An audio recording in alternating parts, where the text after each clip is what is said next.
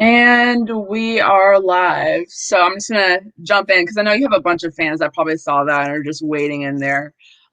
So today I'm so excited, guys. Thank you for watching because I'm talking to someone who I've actually been a pretty big fan of for since I was in high school for a long time now. So we have Blaire White. I'm pretty sure most of you know her already. Very big YouTuber, very nice. I would say you're a nice speaker. Like I've seen you speak at like the walkaway, like the LGBT events and things like that. And I don't think enough people pay attention to those because I feel like you should be a very well-known speaker as well. Um, and I really like your perspective. And it's funny because when I first started watching you, it was like the videos that had nothing to do with being trans, and I didn't clock you as trans at all for like 3 videos. And then like one day you like mentioned it offhand, like, oh, during my transition, I was like, like, wait. That's funny. Yeah, I've Um, definitely heard that from people before. And as far as the walkaway stuff, yeah, like live speaking is definitely one of my passions. I think that's what's been so crappy about Miss Corona, which is it's really put a little nail into that. But, I have been doing everything for about 5 years. So maybe feel a little old, you saying you've been I'm subscribed for five so years, sorry. but it's okay. Yeah, I'm so sorry. It's I okay. honestly, it's like my favorite thing to do on Twitter because everyone thinks I'm a lot older than I am, and I don't know. And what really gets people is when I say I was born in 2001, and then they realize a 20-year-old is born in 2001, and then they flip out. Wait. Pre or post 9/11? I was 8 months old when 9/11 happened. Okay. So you made the cut. Is Usually I that the get freaked out barometer? when people that like were born before and it freaks me out, but you made the cut by a few months, so we're good. That's a oh my god, I hate these comments. Somebody said, is that Kamala Harris? Anyways, I do a pretty good Kamala impersonation if you haven't seen it. I But have actually seen it on Twitter. It's really funny. um that's such a weird barometer if pre or post 9/11. That's funny though. Yeah, That's I my don't fucked trust up. anyone born after. Too young. Okay. Okay. So I don't have any memory of it, but because I was born before, then it's okay. Right, I trust you. Okay. Thank you. So for those who are just joining, and I severely doubt anyone who's joining doesn't know who Blaire is, but Blaire is a transgender YouTuber, and you're a Republican, correct? Yes. I find that interesting. I think a lot of people find that interesting. I mean, that's a lot of your videos blow up, and I see you get a lot of hate for it. Like you're internalized transphobia, you're transphobic. I get that because I get told that I have internalized racism, internalized what is it, misogyny? That's a word I learned relatively recently. I feel like I'm learning a lot of new words. Just Right. dealing with the left. It's much easier to accuse us of secretly hating ourselves rather than actually addressing arguments. And it's interesting because I mean, I definitely appreciate you saying I'm a good speaker and stuff, but I feel like I'm not infallible. Like, I feel like if I'm wrong about something, I can be challenged and I can change my mind. But so often the go-to is just like, you hate yourself for being trans, when in reality, Ugh. like, I'm living a pretty good life and I kind of really like myself for who I am. But, I've people, always been confused by that because you are very openly and outwardly trans. You frequently talk about your transition. You present as a woman, like you did the whole nine. How could you hate being trans and be so open about it? I don't know. That's one of those things that just, I mean, you said you relate to it as well, and they use it, your race or your gender against you. It's just, it's low level thinkers, I guess. It's like a lot of people's, I feel, perception of politics in general just goes to down to like identity Mhm. politics, and that's all they really know how to fight with. But on the long list of things that I care to cast a vote for or against, trans issues are pretty low. Despite being trans, I'm able to step outside of that and think about other things. Like, I care about taxes, I care about foreign policy, I care about America First policies, I care about the economy. Like, there's so much more that comes before being trans. Not that I don't care about it. I think we'd be living it would be a luxury almost if we were in a situation where the world was such in a great state that I could only care about issues like trans issues, and you know what I mean? Like, those seem just small in comparison to like, actually we're coming up on a year and a half of lockdowns and Yeah. so much more. I feel really bad for you because I live in Maryland, which is pretty blue, but you live in California. So I know the lockdown is strict. like Yeah, strict. it's Like we actually never really had a really enforced mask mandate here, at least where I live. right. I speak to people from areas like that and red states, and they almost can't relate to like how bad it's been. And things are opening up now finally. But it's like they're just barely opening up now. Whereas, obviously Florida has been open since like last summer, Texas, other states. I went and did Tim Pool's podcast. I actually don't Oh, know if he nice. likes to state where he lives or what state he's in, but the state he was in, I was able to like do things and it was open. So it sucks being in California sometimes, but I don't think I'll be here much longer. So Oh, you're fleeing California. Where are you gonna go? Like Texas? yeah, I tried. Was making an attempt to move last year. Actually, I was one of the first people who was like, "I'm getting out of here." And then there was some personal stuff that happened with my partner at the time wanting to stay here, and so I compromised, and so I'm still here. But I think that's coming to an end soon, and I think I will be in Texas. Okay, interesting. I really like Texas. I've been to a couple places in Texas. Houston, hated it.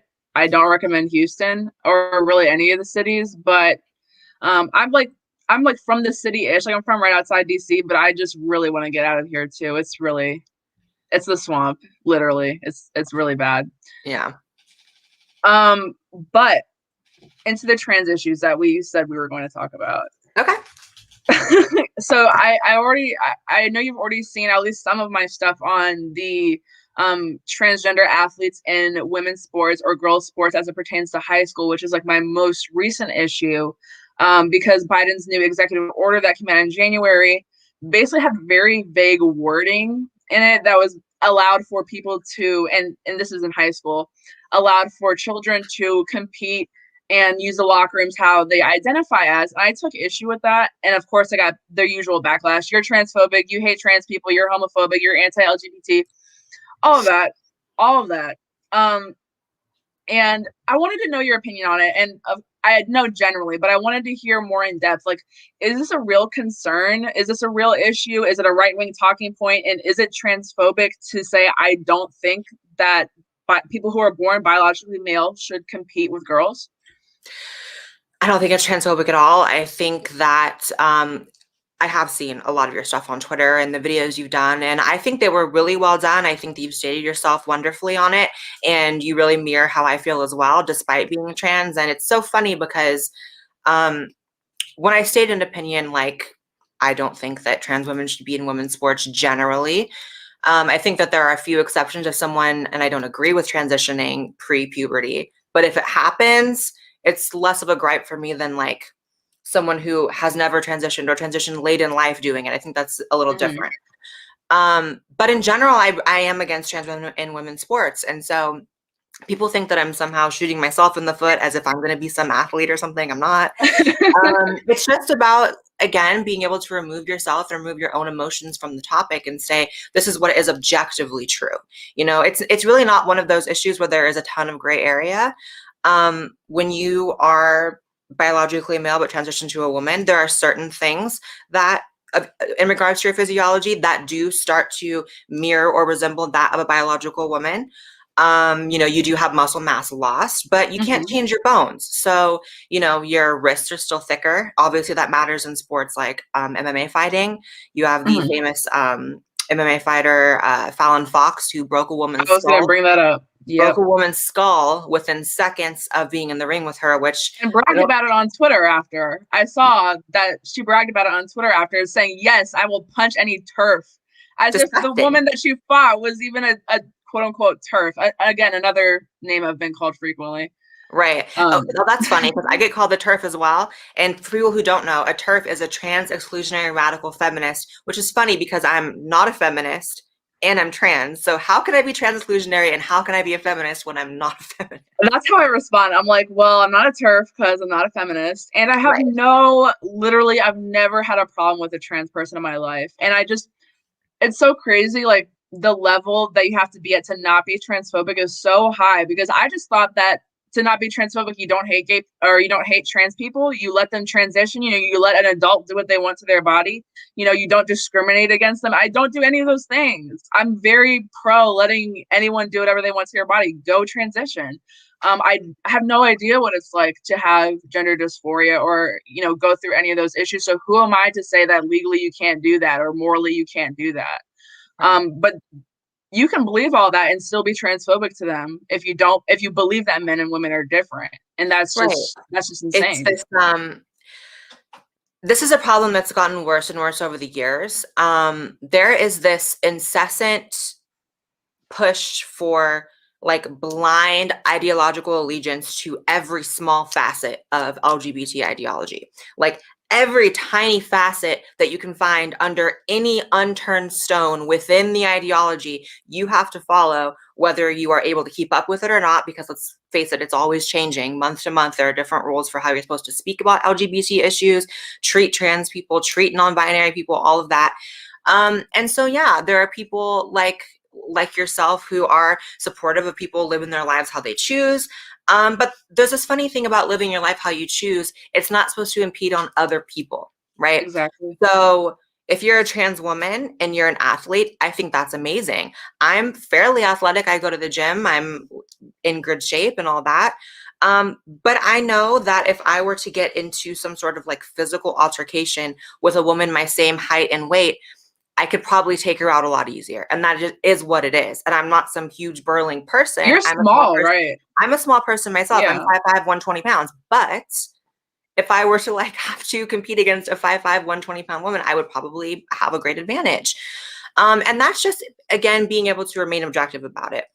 I think that we're verging on a point where there's going to be a pendulum swing, and it may already be happening, where the push for, like I said, that blind allegiance to LGBT ideology is creating pushback and backlash.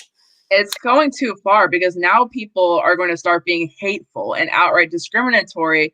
And I've already seen it because I am totally against, you know, as everyone knows, I'm totally against people who are born male transitioning to female and then fighting women or competing against women. But now we're seeing, you know, people on the right, certain conservatives now speaking out like we need to stop this transgender infestation. It's communism, it's Marxism.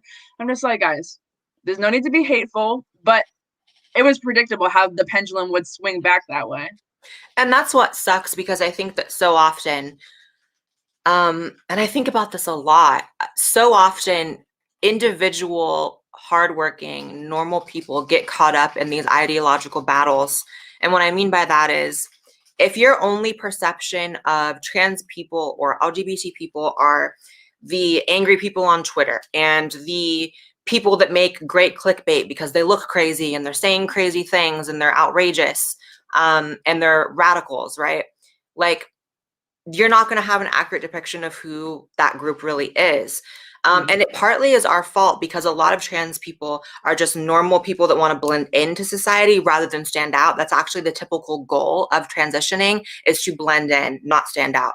So what happens is, because we're busy blending in, most of us, the people who stand out really hard, like the Alok Mons, he's a famous non-binary Yeah, I person, saw that video you did. like the Fallon Fox, who's on Jessica Twitter. Yaniv. Right, like the Jessica Yaneves, like the Fallon Fox, who's on Twitter bragging about breaking a woman's skull. Those people's voices get elevated to the top for the simple fact that they're louder. They are usually offensive looking. And they're willing to speak their minds, where most of us just want to get by how we can. I'm a little different because obviously I'm very public, and I have been for years now. But I meet trans people every day on the street. Some of them you would never know they're trans until they come up and say, Blaire, I'm trans and I agree with you. And they just want to get by, and they don't think trans women should be in women's sports. They don't think 12-year-olds should be medically transitioning, but they don't have their voices heard. And so that's part of the reason why, despite the amount of backlash I do get for my views, I don't backtrack on them, because I know it's what most trans people think. And I know that that's something that people on the right and left wouldn't believe. But I know that for a fact, because I know how many emails I get, and I know how many comments I get from LGBT people saying, this is true, this is true. And then you look at the other side and it's just not the same. So I'm going off on a tangent, but I think there's a No, difference that was between very individual people interesting. and collective groups. That's what I'm trying to say. That wasn't a tangent at all because I haven't honestly. I've met like probably like five people who I knew were trans in my life. I'm sure I've walked past people and not been able to clock it because I'm really bad at clocking it. But I've probably met a bunch that, you know, I didn't know. But anyways, I haven't met that many or talked to many about being trans. And so that's a very you bring a very interesting perspective because of course you yourself are trans, but you meet a lot of trans people who are saying the same things and believing the same things that you are. So who is platforming the Jessica Unives of the world? Who is platforming who was oh yeah, remember Milo? You haven't made a video about Milo in a long time, but that was like the olden days of YouTube, the non-binary or I Oh, I thought you meant okay. I thought you meant Milo Yiannopoulos, Milo Stewart. Yeah, that was a yeah, while I ago. forgot the last name. I don't even know what pronouns to refer to them as because I think they changed their identifications quite a lot. Yeah, But I'm like not sure. who are the fans? Are these trans people supporting them? Or I feel like I low key feel like there's a bunch of like cis people wanting to like be cool and just look at the craziest trans person they could find. Well, that is part of the problem. Think about all the people who have like their pronouns in their bio. I would say 90% of It's like them, straight women. It's like 90% of them are cis straight straight white women. women, straight Yeah. white women, right? So even then, I don't often look at like hateful threads about myself or hateful comments, but pay attention to who those people are. They're usually like straight white women, liberals, and it's very often not even trans people. So that's why I feel the way I do. That I know that I'm speaking for a lot of trans people when I speak out, even if I get the backlash and I hear from so many also trans celebrities and influencers behind the scenes who are comfortable saying how they feel to me, but not to the public. Really? Um, yeah, so sometimes it sucks because you have to be the sacrificial lamb, but at the end of the day, if I am right about something, then I'm just right. And this trans athlete shit, I know I'm right about. 12-year-olds transitioning, I know I'm right about it because I have 18-year-olds emailing me every single day telling me I transitioned at 13 and I ruined my life. Oh my Um, gosh. right. So it sucks that this issue gets politicized so much because at the end of the day, it entails such serious surgeries and procedures and it entails life-changing stuff. People forget that. It's sterilizing, correct? When you go on hormone blockers and puberty blockers, is that does that not change your inner chemistry? When you're male to female, so born male, transition to female, and on hormones, you are sterilized. So once you start that estrogen, especially if you start it when you're 12, 13, 14 years old, no, you will not be able to have children as an adult. And that's something that people I find don't often talk about. Like, I think a lot of the times these issues on both sides have such emotional reactions. So from the left, you'll see you're killing trans children if you disagree with children transitioning.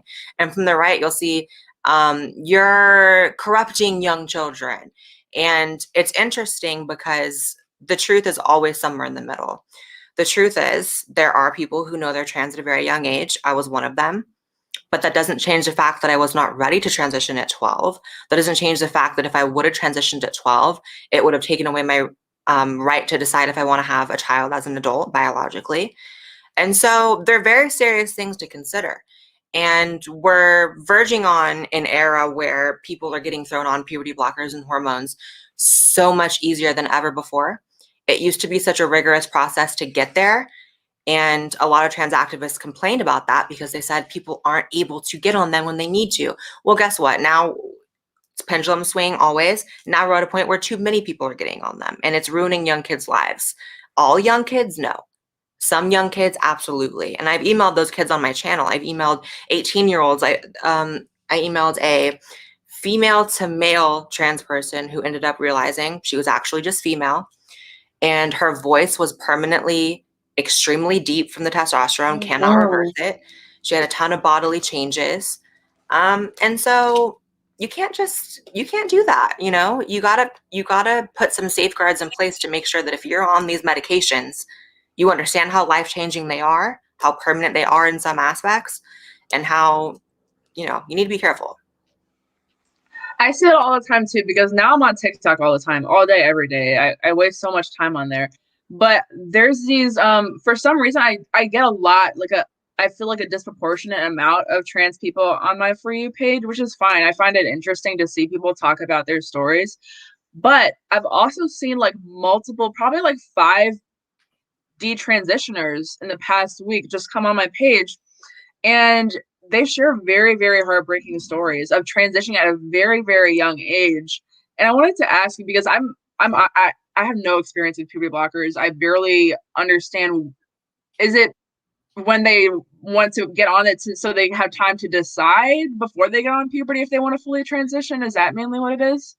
Puberty blockers are a medication that trans children take before the onset of their natural puberty. So if you're male to female, if you want to stop that testosterone from coming in when you're 11 or 12 years old, you start blockers. And the argument is that it gives people time to choose, and that it gives those kids time to figure out if they want to go through male or female puberty. But there are a lot of problems with it. There are no long-term studies showing the effects on children, and there are some short-term permanent changes that we do know happen. So it weakens the bones. It affects height development, which is obviously really bad if you're a male to female, because say you decide you want to be male, suddenly you're stuck at like a female average height. A female child's average height, which would be really bad. Right. It doesn't freeze your height, but it stunts it a lot. Okay. And there's also something to be said about, like, let's say that you or I like blocked our puberty at 11 or 12. So before we started developing, it's going to affect your brain chemistry, and it's going to affect, like, I can't imagine going on blockers and then deciding it's not for you because you're not letting your hormones naturally come into play. So you're not going to feel like you're a guy because you're not letting the male, hormones come into play. So it's a problem. Is it as bad as hormones? No, because they're not going to sterilize you, and there are, for the most part, it's reversible, the blockers. But usually if you're on the blockers, you're on a trajectory to being on hormones, and that's where it gets problematic. Okay. Do you think there's an appropriate time for a child who wants to transition getting on puberty blockers, or is it just like it's all bad? It's hard to set an age because it's so subjective to where you live. Like, some places, age 16 is legally an adult. Some places you can't drink till you're 21, but you can drink when you're 18. That's the difference between Canada and the US. Right. So for me, I think the late teen years generally are a much better time. I personally started mine at 20, so I wasn't even a teenager. But what I've noticed, and this is coming from someone, this is anecdotal, and it's hard to not speak in anecdotes because so much of this is not thoroughly researched. That's kind of the scary part. From the emails that I get, as probably one of the few people in the world who get just hundreds and hundreds of emails from specifically detransitioners, and the reason they email me is they know I'm sympathetic towards their position. I find that they usually are people who transition at 12, 13, 14, 15. I don't hear as much about detransitioners when they transition 17, 18, 19. So I think that's a general window. I know it's not super specific and people like specific numbers, but it's one of those things it can never be specific for anything, really, because it is so arbitrary. And the fact that you can literally pick up a gun and go kill someone overseas but not drink in America until you're 21, like, the age thing is very arbitrary, and people's brains aren't even fully formed until they're 25 anyways, so they say. So I'm not even fully formed yet, apparently. So yeah, I get it. It's hard. Yeah. What's been like one of like the favorite types of emails that you get? Because of course, like the detransition emails has to be like pretty sad, right? Yeah, for sure. And a lot of those people usually want to speak out and be interviewed and stuff, but sometimes those people just seem so fragile that it seems unfair to put them on my channel. My favorite emails, though, are people who tell me that I've helped them come out as either LGBT or as a Republican, or just being more open with their views in general. Or even I came out to my parents like as a Democrat, and I, grew up in a Republican family. Like, it's hard to like make a decision that puts you at odds with people around you. So that kind of stuff, I think that to some people, I've given them strength to do certain things. That's really helped me. And more so than emails, though, I really miss meeting like supporters in real life when I was able to do a ton of speaking events, when that was more of a thing. before Corona. Meeting them and seeing them in person and stuff is always super rewarding. That's awesome. And I'm really glad you have created this audience that feels comfortable coming to you, especially when we're in such an age of influencer culture where influencers are preying on their fan base now. There's so many scandals coming out. I don't know if we should name names. We can 'Cause name you're not. names, Miss James Charles. Oh, No, yeah, for real it's though, I mean, using your fan base as a dating pool is very, very strange to me. And yeah. especially when your fan base is that young. And I think your fan base is young-ish, right? Maybe like late teens, 20s or what? Yeah, it's a lot of teens, it's a lot of 20 somethings and yeah, in that area, but it is a problem. People who use their fan base as dating, even if they're of age, there's a bit of a problem because it's such a big power dynamic. You know, as someone who's been doing YouTube and social media for 5 years now, like I've never saw myself as anything other than like a normal person, and like I don't interact with people feeling like there is some sort of like power structure or whatever, but at the end of the day there just Mhm. is like and you can see it when you speak to them in person, especially like these people really look up to you. So to take that like a gift of being able to influence and mean something to people and like use it for sex is like just Mm. disgusting. Mhm. It's so disgusting, and especially in the case of James Charles where you have like young teenage kids and he's a whole grown man. So that's a problem. And it seems like it's one after another, like it's so many of them. But I think it really speaks to like YouTube is very similar to the rest of the entertainment industry. You see this thing in Hollywood in general. Well, guess where a lot of these YouTubers live? They live in Hollywood and Yeah. it's still part of the industry. So I think that when you have when you have jobs that give you a lot of power, predators naturally gravitate towards those jobs because they want more power. I don't know why I said maybe we shouldn't name names because you actually love to name names, and you've called up people that you used to be cool with. Like you called out Jeffree Star for some crazy influencer shit. So Yeah, it's that's good. yeah, I pride myself on like very, very rarely ever starting drama with a YouTuber when it has nothing to do with sexual predation.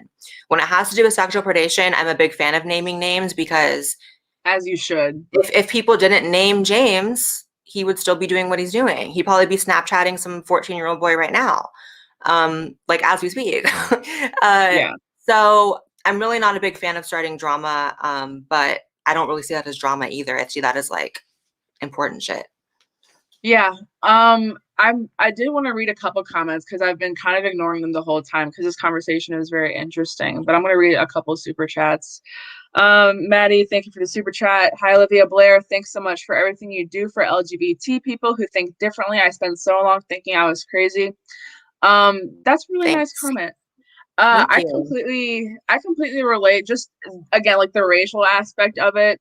Um, and I didn't want to I didn't want to I didn't want to feel out of place. I don't want to feel alone. And so when I saw certain influencers who are black or just any type of minority kind of stepping away from that, like when I watched you, and even though I'm not trans, I can relate to being a minority who is stereotypically a Democrat, and people dogpile you and call you names. And I don't know what the trans equivalent of a coon or Uncle Tom is, but I'm sure that it exists somewhere. So I believe it's Aunt Becky or something like that. I don't know.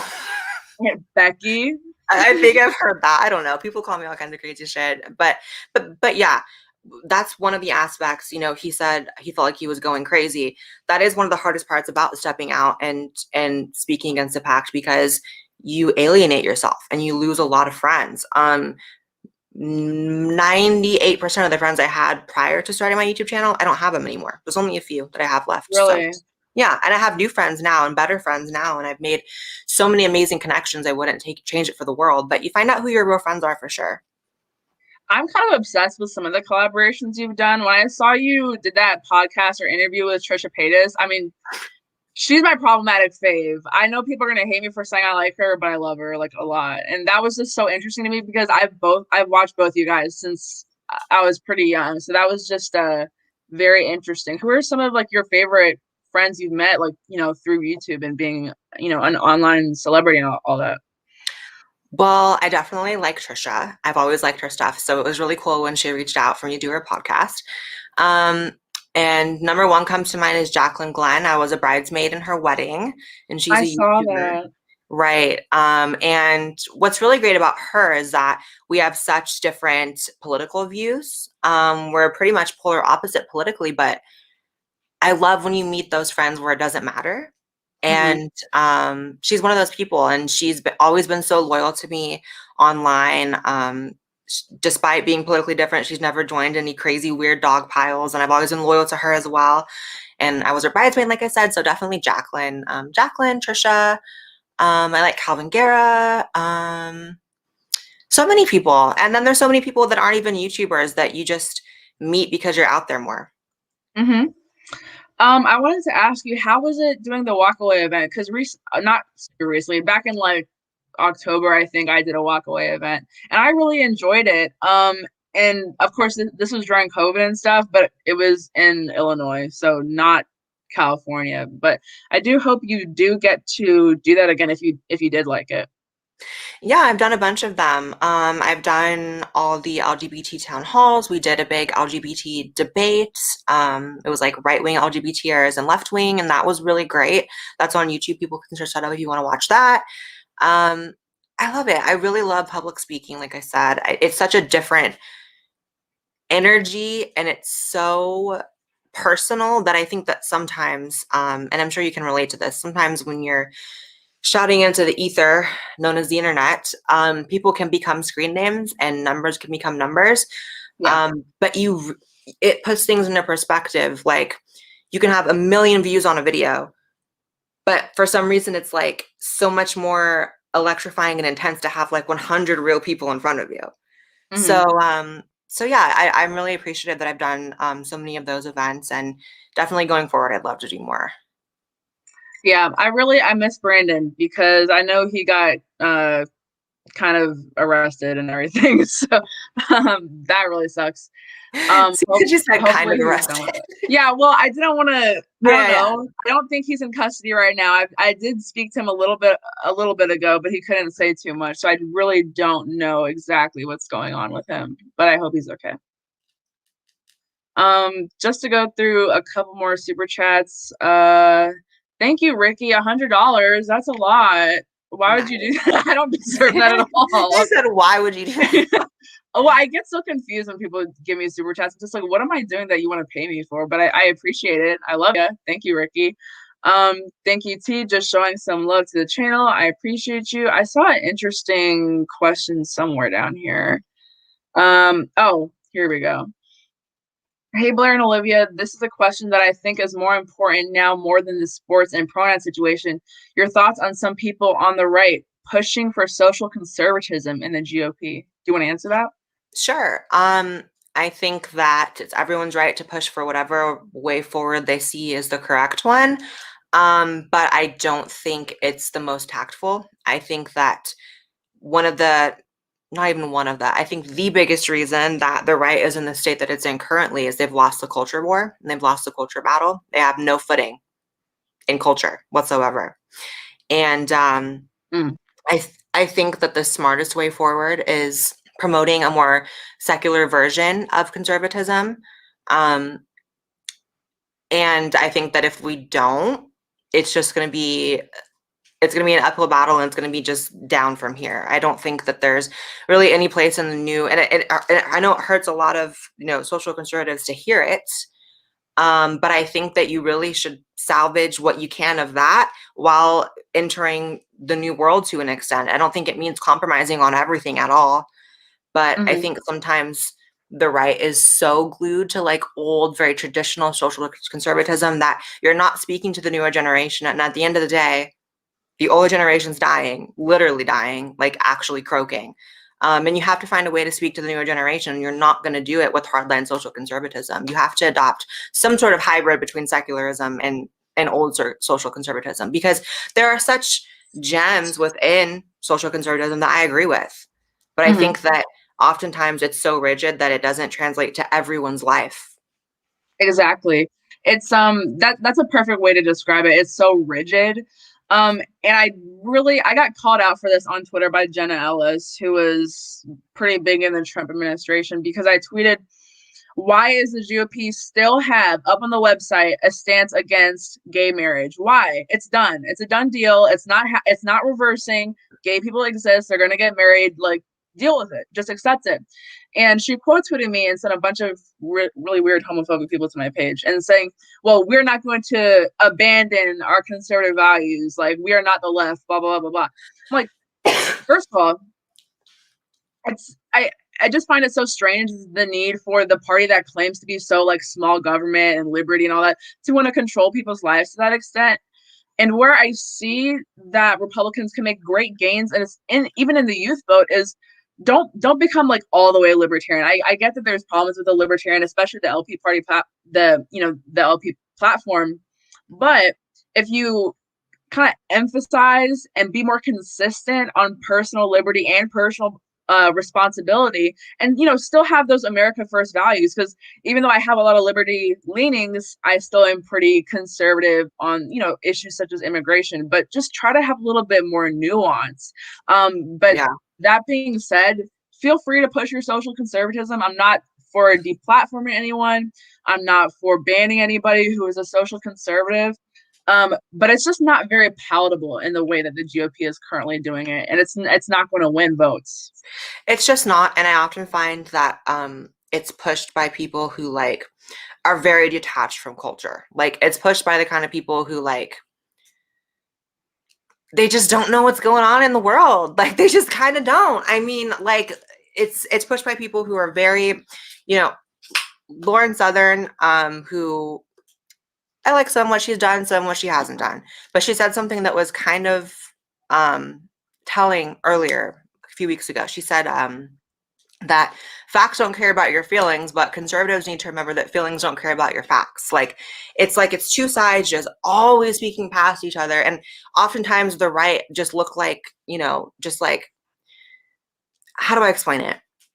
They're just so obsessed with being, and you should always be factual, and you should always be objective, but it comes across as like, at what point do we start talking about like emotions? Because emotions are real, and emotions actually do run the world to a large extent.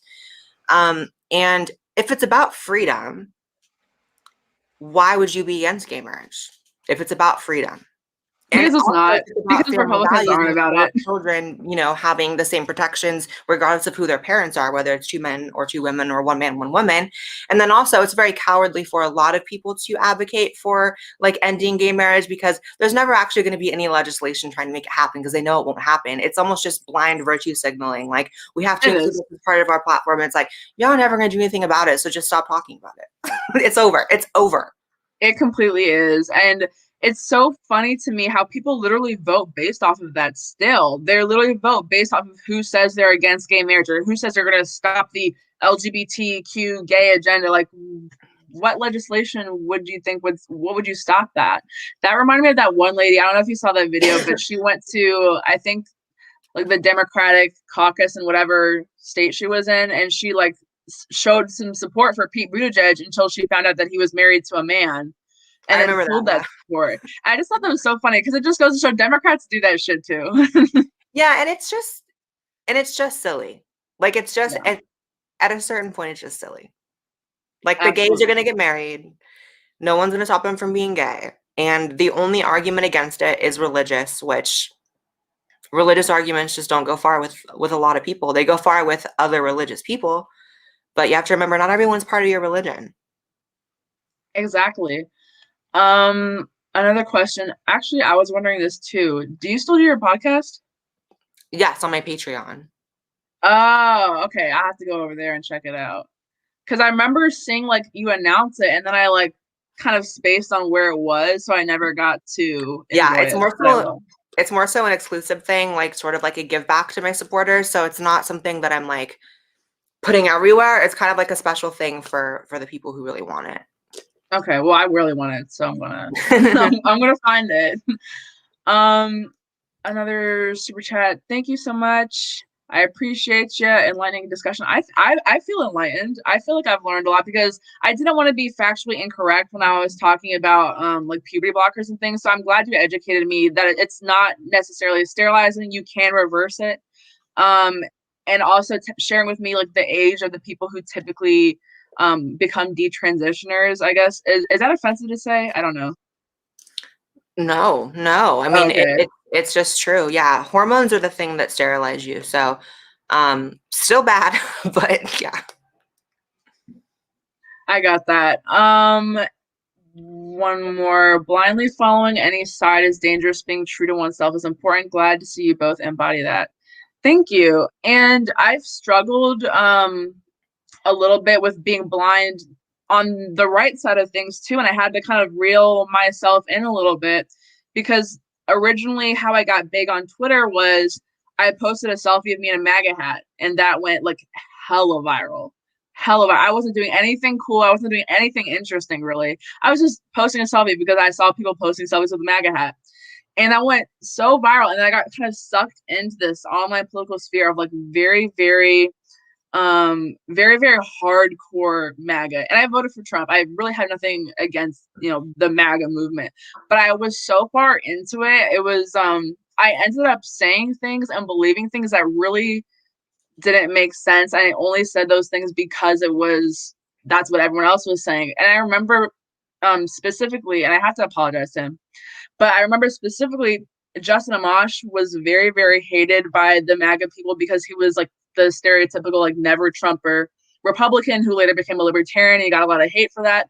And I kind of jumped on that train. I was like, Justin Amash is a rhino. And I would just say shit because I was kind of blind in my ideology. So I try to be more objective now and to not just like fall in line with what everyone else on the right is saying. It's hard. If I'm being real, I definitely in like the very beginning of my YouTube probably fell into that as well. And it is something that I think just as you grow up a little more and as you become a little more reformed in your ideas and you just experience more of life, you kind of realize like things are so much more nuanced than people give credit to.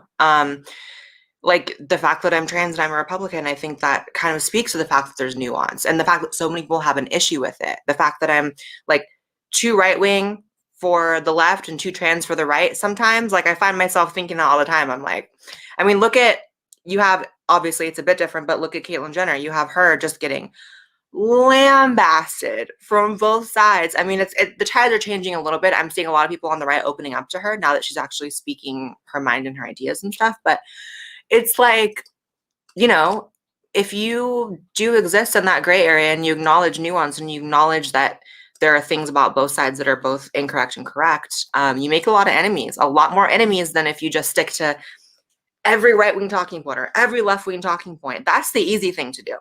Mm-hmm. And I don't respect those people. I really don't, because that they don't believe everything they're saying. I've met so many. Oh, they do not. They do not. I have met so many right-wing commentators who are the most rigid, like copy paste machines of every right-wing talking point, and you meet them in real life and they're on coke. They're like talking about how they're doing threesomes. Yep. They are like trying to hook up with me, trans, but trying to hook up with me. Like Really? it's a lot. So, no one is the picture perfect that I like to portray online, but some people are radically different from what they portray online. I completely relate to that, especially being from DC, because I get all the political. I get invited to these shits all the time. I get invited to these little like cocktail hours and stuff that turn into crazy like drug benders for a lot of people. And I can't name names. I'm not a big influencer like you who names names, but I smoked weed with a very well-known, I think I would say, White House correspondent who is very famously very anti-weed and argued for it to be illegal. Isn't And that always how it goes, though? that's 99% of DC people. I've most definitely. Oh my God, maybe I shouldn't. I won't name names, but I can tell you something really funny. So there is one right-wing commentator in particular who, on any given day, you can look at his feed and you'll see like anti-trans stuff, and not even just anti-trans, like, anti-trans sports or anti like children transitioning, like anti-trans in general. Like he would be anti-Blaire on his Twitter, right? Yeah. Met him. He made some really weird gay comments to my friend who's gay. And then a month later, I was in a bathroom in Las Vegas, drunk with this random trans woman in the bathroom showing me pictures of them together and all this stuff. I'm like, this is just so typical. Compromising pictures, like Semi. Yeah. It was like, it's just so typical. It's like people are such like mirrors. Like they're so, I don't know. People are crazy. It's a crazy world. I've definitely learned a lot from like being involved in that world, and I've definitely stepped back from it a bit. I like my little circle of my friends who are not in that industry or scene at all, my little bubble, and I try to keep it like that. That's very smart. I feel like I kind of know who you're talking about, but I'm not going to say it. But I honestly, that can apply to a lot of people, and I think it's so funny because there is that stereotype that all these super ultra conservative, ultra religious Republicans who are so against gay marriage, they're secretly gay. And I think there's some truth to that. There's definitely some truth to that, actually. Not always the case, but when it's the case, it's the case. It is the case. We're almost at an hour. We have like 15 minutes, but I wanted to ask you, this happened this week after I already asked Blaire to come on my channel, but I wanted to bring it up. I don't know if everyone saw it. I think most people did, but Representative Cori Bush on the House, on the floor of the House, referred to biological females who are giving birth as birthing people. And I had a bone to pick with that. I'm sure you did. I had a slight bone to pick with that, and it was mainly kind of focused on the women who cannot physically give birth. And I was like, how awful is that to hear birthing people when people are saying women's issues? And I think the minority of women who may struggle with fertility is probably larger than the trans women population. I would assume 100%. But I don't think they would freak out if someone said when women are having issues giving birth, because they know they're a minority, they don't get all offended. They understand that it's abnormal. They understand that something is different about them. That doesn't make them not a woman. They can stand to hear themselves being referred to as women, not birthing people, because that's so weird. Yeah, it makes them sound like a cow or something. Like, are you like a farm animal, like shoving out babies for like public consumption? Like, what birthing people? Like, yeah, I've also seen people who lactate, and that made me really think of cows. Who said that? I don't think it was anyone famous, but I saw it was like some think piece, and I was like, disgusting. Oh God, here we go. That made me think of cows. But I did want to get your opinion on it as a trans person. What do you think about when you hear birthing people? Is that what we should be saying? Should we be referring to people as their literal sexual bodily functions? Like, what should we do?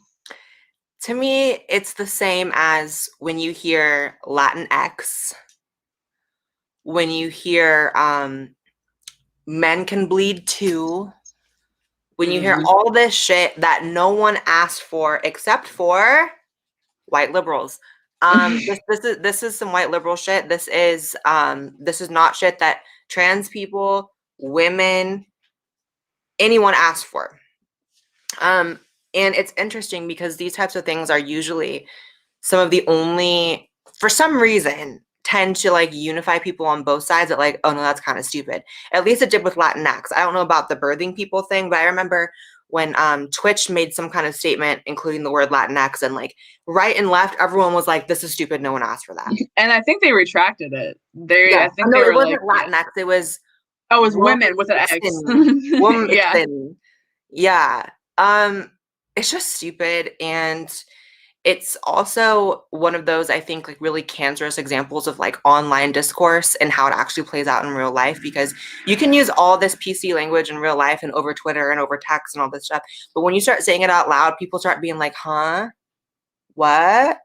You know what I mean? No, as a trans person, and I always say this, and you would never know it listening to how some trans people talk in public, but like, you go through a lot, like you overcome a lot. Like I've overcome so much in my life in regards to being trans and gender dysphoria. And like I have fought so hard to be the strong human being that I am, male or female, that like the idea that I would like hear someone like not use a PC term like birthing person and I would be like, I feel excluded. Like, no, no one should be that weak. And if you are, you should probably be in a hospital and get it sorted out and then rejoin society.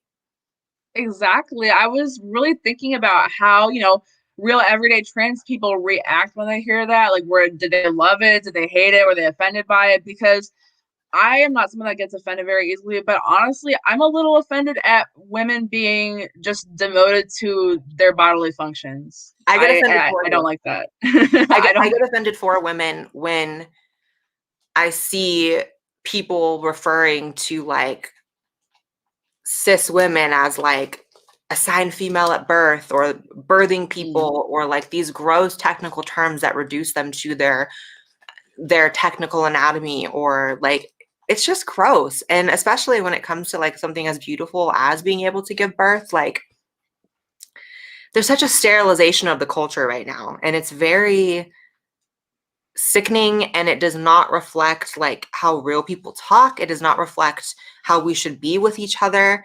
It ends up making people mean. Like everyone's so mean lately. It sucks. It sucks. And I hope that like these other things we've talked about tonight, the pendulum effect of this and that, I hope there's an anti-woke pendulum swing so hard that all this stuff is just looked at as such a joke in the future, because if not, it's going to get worse and worse and worse. I remember in 2016 saying the same thing every interview. It's going to get worse and worse and worse. And now look where we are in 2021. It's like unimaginable. There's no comedy. There's no like interacting with people of different races without acknowledging that we're a different race. There's no like interacting with people without saying, what are your pronouns? Like, it's just disgusting. I That's hate such it. an unnatural way of greeting No. people too. I saw your little bit on like neo pronouns and how people want to be going by like random animal names or mythical creature names. And it's like, you guys are terminally online. You need to delete TikTok because no one outside of the internet literally ever uses that shit. Ever. Right. It's like, go to the mall, go take up a sport, a hobby, a sport of your own biological sex. Oh, one thing about that though, because I did want to ask you, because there are some outlier cases, and I'm a collegiate wrestler. I'm very into the wrestling world, and I know a lot of wrestling news. And one news that kind of made it out to the general world was Mac Beggs, who is a female to male transgender wrestler, winning the Texas Girls State Championship. And people bring that up all the time, like, look, this is what happens when you let men and women's sports. I'm like, no, this is a person transitioning into male who is forced to compete with their biological sex. And now I know Mac is in college now and competes against men and chooses to. So I wanted to ask you, isn't there some nuance to that discussion? Like, should it strictly be biological? Should there be a third league or division? I don't know what the answer is. I just know the answer is not putting biological males in with biological females. Yeah, it's one of those situations where even if you don't know the answer, you kind of know what the answer isn't, right? Yeah. And it's true that if you're transitioning from female to male, you're actually going to be at a great disadvantage, like competing, especially against other males. So again, yeah, I think that oftentimes, for whatever reason, I don't know. I mean, you're outside of the trans community, so maybe you kind of have a better insight on this than even I do. Male to female trans people get sensationalized so much, and they really dominate like the trans conversation, that people forget that like, no, there's female to male trans people too.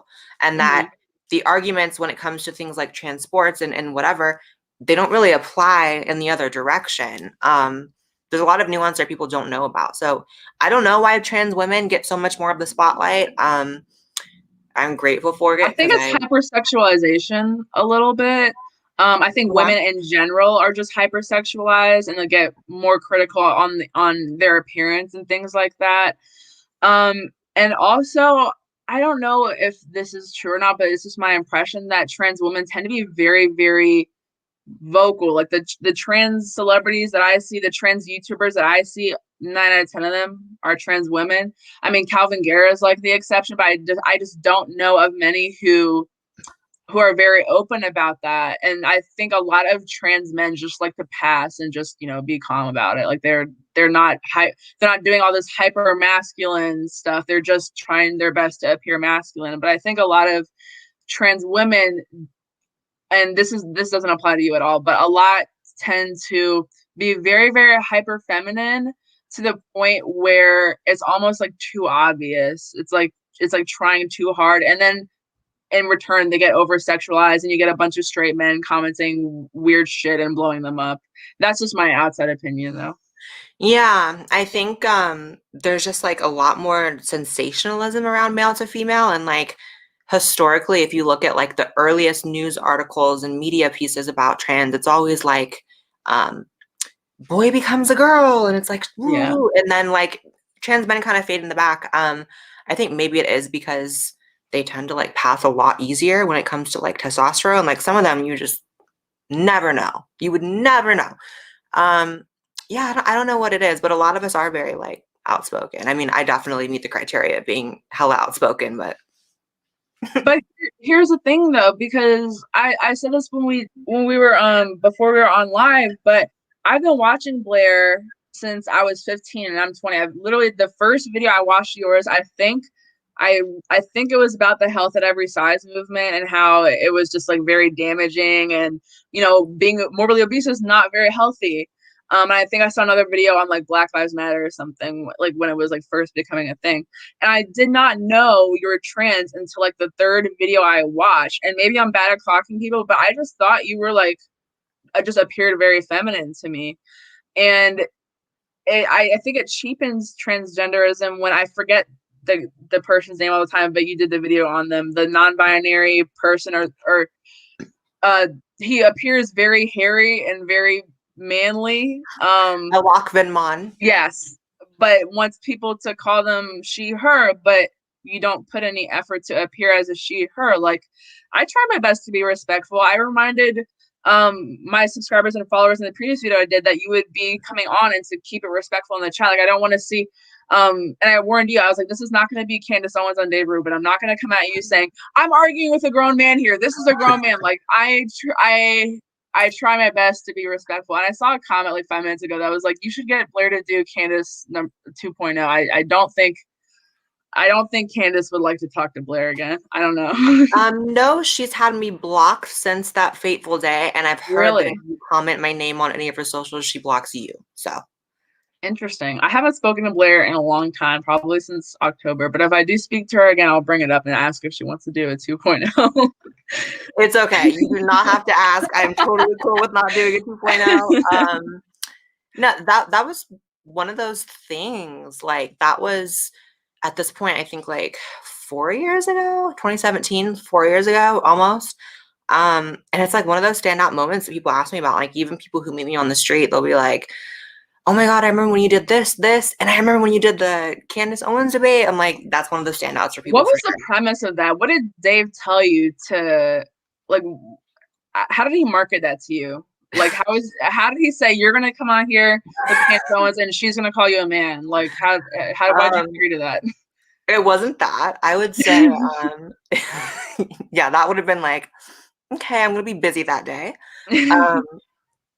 It was definitely like I felt as if it was definitely produced like a cheap reality TV setup. That's what it felt like to me. I don't know. It's one of those things I don't really think about that often anymore, but it was definitely like kind of a gross moment for both of us. I don't think that anyone came out looking amazing. I think that it's I one of felt those bad for things. Dave.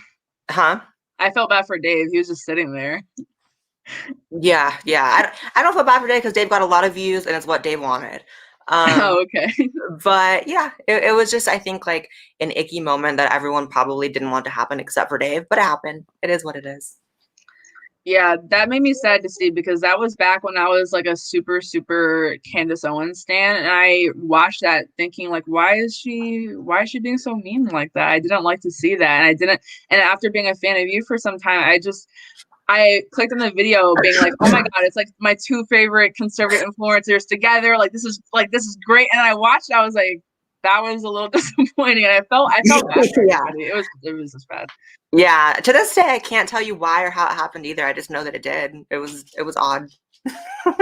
Yeah, it was odd to say the least. But we're coming up on an hour. I don't want to keep you away from your dog.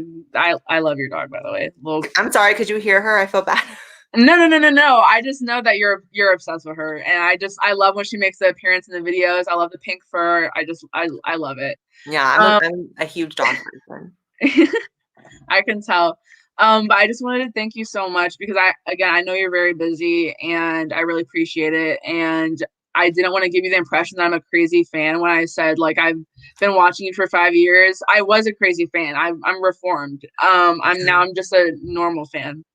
Listen, with and you can relate to this, with the amount of hate online, I would never be weirded out by someone saying that they like who I am or what I do. So I appreciate you and I'm a fan of you, and thank you so much for having me, and I will continue. Even though I'm not super talkative on Twitter, I'll continue peeping everything you do, and I think you're awesome. Oh my God, thank you. My 15-year-old self is crying, by the way. But like she's having a mental breakdown. But thank you so much. I really appreciate you. Thank you everyone in the chat for your questions. Thank you everyone in the chat for the super chats. And